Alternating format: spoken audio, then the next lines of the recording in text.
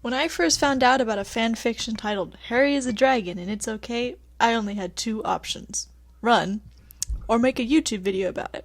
So, thanks to my cousin who insisted that this was worth a read, I present to you Harry is a Dragon and It's Not Okay. The fanfiction begins with Harry waking up in the morning. I'm sorry, that's the most accurate way to phrase it. Harry then goes on to make breakfast for the Dursleys, and in case you're wondering, yes, he is a dragon by this point. He flies to school, yeah, he gets made fun of for reading books at school, flies home from school, and then does the gardening for Aunt Petunia by eating her bushes. Don't laugh, I'm serious.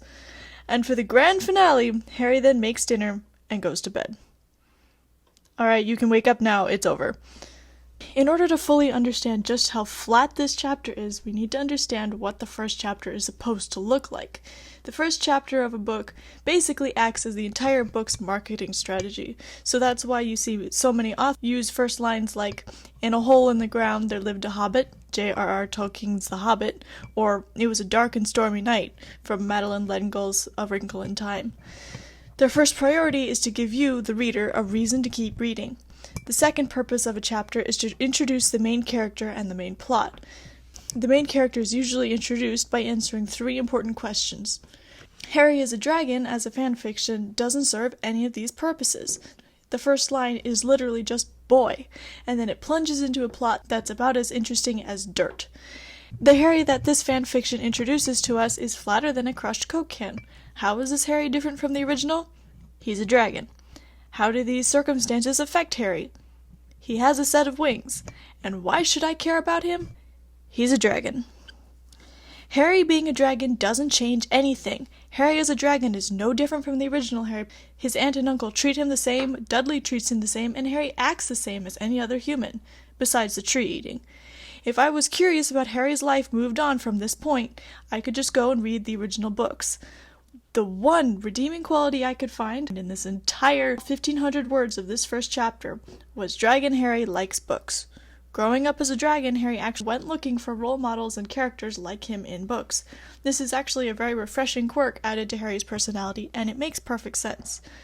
But wait, you want to know why he's a dragon? No, sorry, we finished the chapter.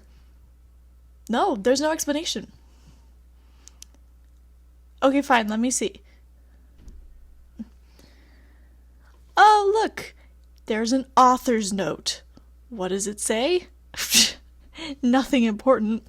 Just when the story takes place and how Harry became a dragon in the first place. Apparently, Harry was hit by a random flying spell while he was in kindergarten because every muggle in London is charmed to overlook magic, nobody noticed or cared, including Harry. I rest my case. The fact that the premise for 97 chapters worth of fanfiction is buried all the way down in the author's note. This is like having to explain the plot of the entire book you just read in the acknowledgments on the last page. Harry is a dragon and it's okay is not okay. If it was okay, we wouldn't have a fanfiction to read. Just take the original books, replace every time Harry tidies his hair, and change it with him tidying his skills.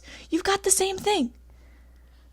Hey, thanks so much for watching that video. If you liked it, please leave a like and please subscribe. More videos like this are to come. What's the weirdest Harry Potter fanfiction you've read? Leave it down in the comments and maybe I'll read it and make a video about it.